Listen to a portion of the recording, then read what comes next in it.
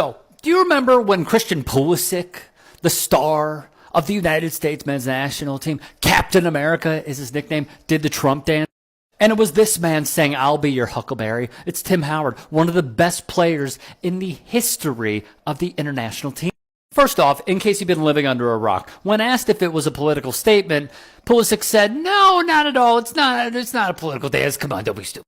And Howard was like, "Really?"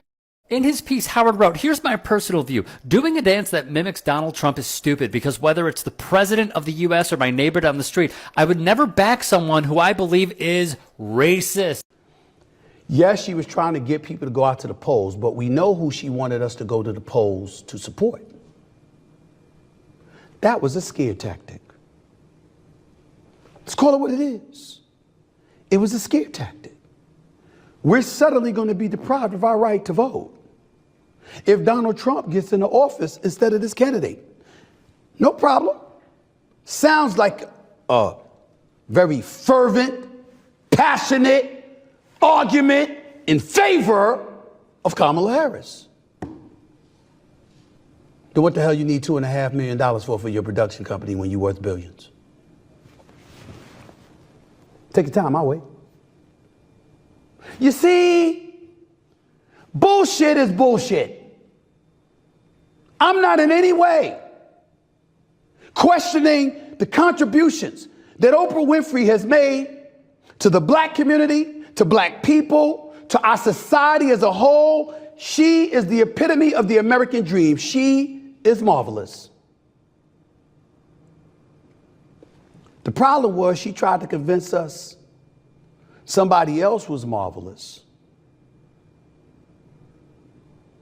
without taking into consideration how her actions would look once we got a hold of this information.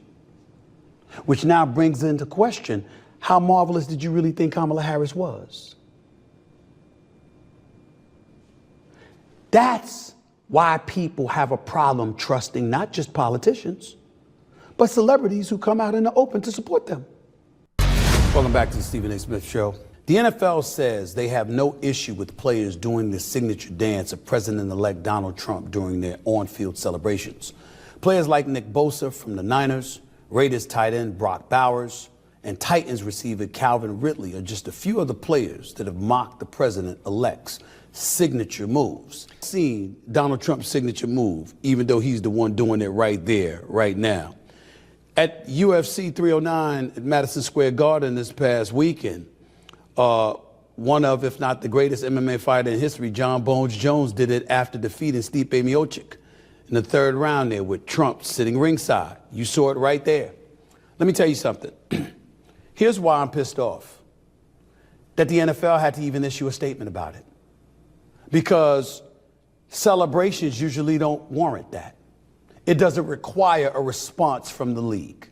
So why was it necessary this time? You know why? Because we got a bunch of people still living with their heads in the cloud, acting like they get to protest every little damn thing.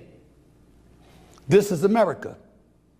Donald Trump won the election, rather convincingly, I might add. Now, I didn't vote for him, and I've been on the record stating that. I'm not backing up from that. I didn't vote for him because I don't think he's presidential. I don't think his behavior, rather, is presidential. I think the presidency is a statesmanship position. I think it's important to galvanize folks and to bring them together as opposed to contributing to divisiveness. But he won. And I have no problem accepting the fact that he won fair and square in romp-like fashion, I might add.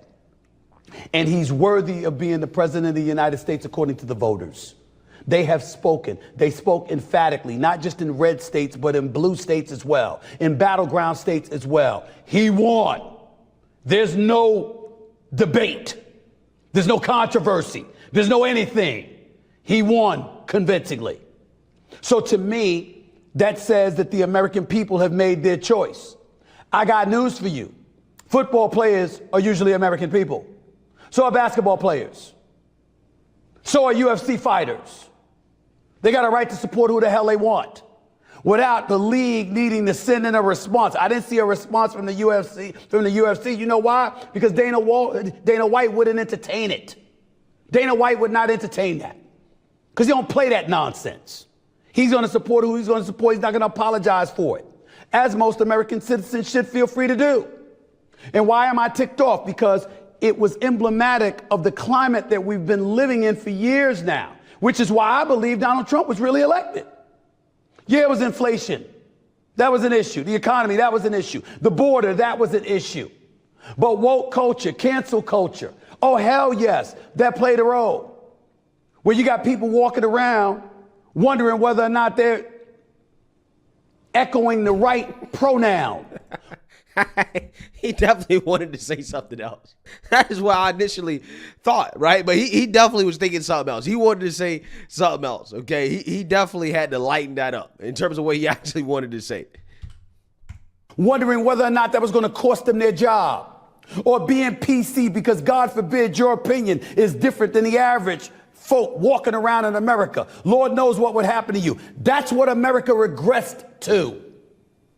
And because of that, I believe, is a big reason why Donald Trump on January 20th will be inaugurated as the 47th president of the United States of America. I'll continue with that opinion in just a second, but I wanted to move. Yeah, so